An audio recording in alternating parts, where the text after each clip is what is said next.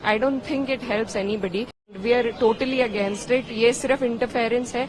UP में जितनी बड़ी हार मिली है उसी का बदला लेने के लिए सबसे पहले माइनॉरिटीज पर अटैक होता है।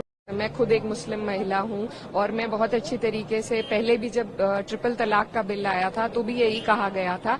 देखिए, ये एक बहुत पुराना चैरिटेबल एक इंस्टीट्यूशन है।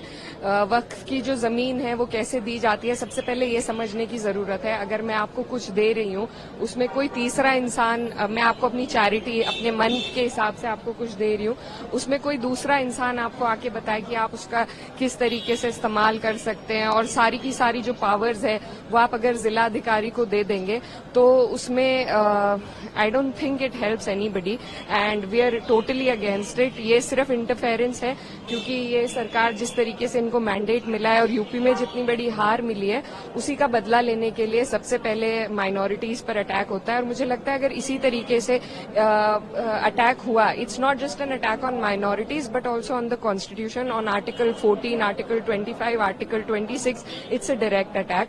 So and it is not just for Muslims. I think all the minorities in the country need to be aware of this government's intent, of their intent to interfere with one's personal beliefs and religious institutions. So I think this is not what my country stands for. This is not what my constitution stands for, and we stand against this bill and we will oppose it tooth and nail. But इकरा यहाँ पर जो bill में government की तरफ से बोला गया, जो पीड़ित, खासकर बार बार बोला गया, जो पीड़ित मुस्लिम महिलाएं हैं उनको इंसाफ दिलाना है, जो पीड़ित मुसलमान हैं, ये धर्म से इसको बिल्कुल जोड़े नहीं जाना चाहिए। ऐसा बिल्कुल भी नहीं है कि मुस्लिमों के खिलाफ क्लियरिटी इसमें है, उसके बावजूद क्यों आप लोगों को लगता है कि this is against the religion, ये मुस्लिमों के खिलाफ है? देखिए, सुपरफिशियली ये जो सरकार है कुछ भी बदलाव लाने के लिए हमेशा महिलाओं का इस्तेमाल, मैं खुद एक मुस्लिम महिला हूं और मैं बहुत अच्छी तरीके से पहले भी जब ट्रिपल तलाक का बिल आया था तो भी यही कहा गया था।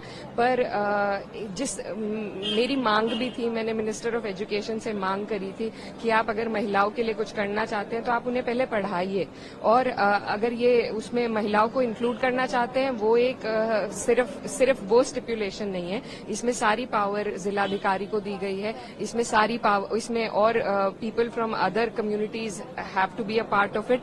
तो इस तरीके के बहुत प्रावधान है, सिर्फ उसको सेल किया जा रहा है कि हम विमेन को इसमें इंक्लूड कर रहे हैं। पर जैसा अभी हमने देखा है ट्रिपल तलाक में, अब क्या होता है, there are a lot of abandonment cases. पहले तलाक हो जाते थे लेकिन अब औरतों को सिर्फ अबैंडन कर दिया गया है, और जो उनके पति हैं वो जेल चले जाते हैं, वो उनके पास वैसे भी उन्हें कुछ उससे फायदा नहीं होता है।